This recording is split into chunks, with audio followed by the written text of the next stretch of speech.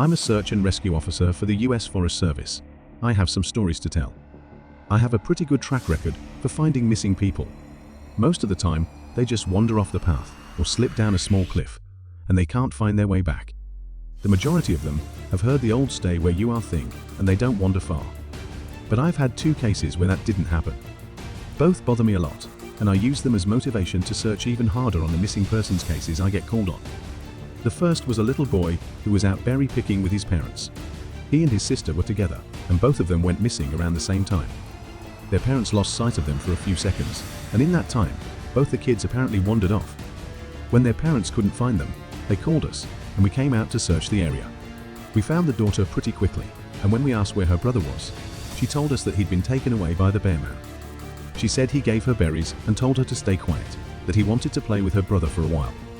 The last she saw of her brother, he was riding on the shoulders of the bear man and seemed calm. Of course, our first thought was abduction, but we never found a trace of another human being in that area. The little girl was also insistent that he wasn't a normal man, but that he was tall and covered in hair, like a bear, and that he had a weird face. We searched that area for weeks. It was one of the longest calls I've ever been on, but we never found a single trace of that kid. The other was a young woman who was out hiking with her mom and grandpa. According to the mother, her daughter had climbed up a tree to get a better view of the forest, and she'd never come back down. They waited at the base of the tree for hours, calling her name, before they called for help. Again, we searched everywhere, and we never found a trace of her. I have no idea where she could possibly have gone, because neither her mother or grandpa saw her come down. One particularly sad case involved the recovery of a body. A 9-year-old girl fell down an embankment and got impaled on a dead tree at the base. It was a complete freak accident, but I'll never forget the sound her mother made when we told her what had happened. She saw the body bag being loaded into the ambulance, and she let out the most haunting, heartbroken wail I've ever heard. It was like her whole life was crashing down around her, and a part of her had died with her daughter. I heard from another SAR officer that she killed herself a few weeks after it happened. She couldn't live with the loss of her daughter. I was teamed up with another SAR officer because we'd received reports of bears in the area. We were looking for a guy who hadn't come home from a climbing trip when he was supposed to, and we ended up having to do some serious climbing to get to where we figured he'd be.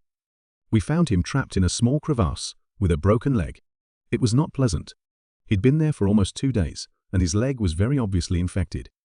We were able to get him into a chopper, and I heard from one of the MTs that the guy was absolutely inconsolable. He kept talking about how he'd been doing fine, and when he'd gotten to the top, a man had been there. He said the guy had no climbing equipment, and he was wearing a parka and ski pants.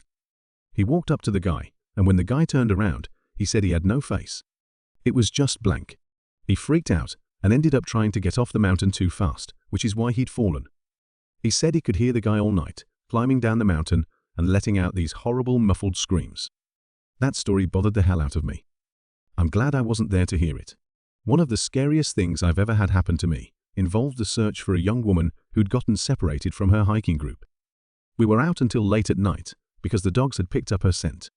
When we found her, she was curled up under a large, rotted log.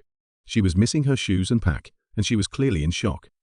She didn't have any injuries, and we were able to get her to walk with us back to base ops. Along the way, she kept looking behind us and asking us why that big man with black eyes was following us.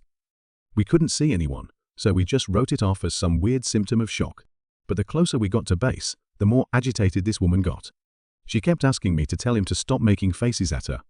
At one point she stopped and turned around and started yelling into the forest, saying that she wanted him to leave her alone. She wasn't going to go with him, she said, and she wouldn't give us to him. We finally got her to keep moving, but we started hearing these weird noises coming from all around us. It was almost like coughing, but more rhythmic and deeper.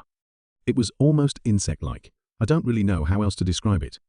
When we were within sight of base ops, the woman turns to me, and her eyes are about as wide as I can imagine a human could open them. She touches my shoulder and says, "He says to tell you to speed up. He doesn't like looking at the scar on your neck." I have a very small scar on the base of my neck, but it's mostly hidden under my collar, and I have no idea how this woman saw it. Right after she says it, I hear that weird coughing right in my ear, and I just about jumped out of my skin. I hustled her to ops, trying not to show how freaked out I was. But I have to say I was really happy when we left the area that night.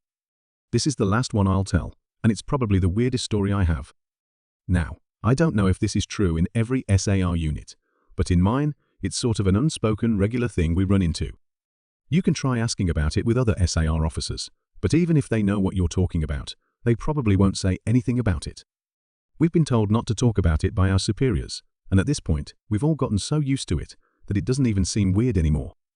On just about every case where we're really far into the wilderness, I'm talking 30 or 40 miles, at some point we'll find a staircase in the middle of the woods. It's almost like if you took the stairs in your house, cut them out, and put them in the forest. I asked about it the first time I saw some, and the other officer just told me not to worry about it, that it was normal. Everyone I asked said the same thing. I wanted to go check them out, but I was told, very emphatically, that I should never go near any of them. I just sort of ignore them now when I run into them because it happens so frequently.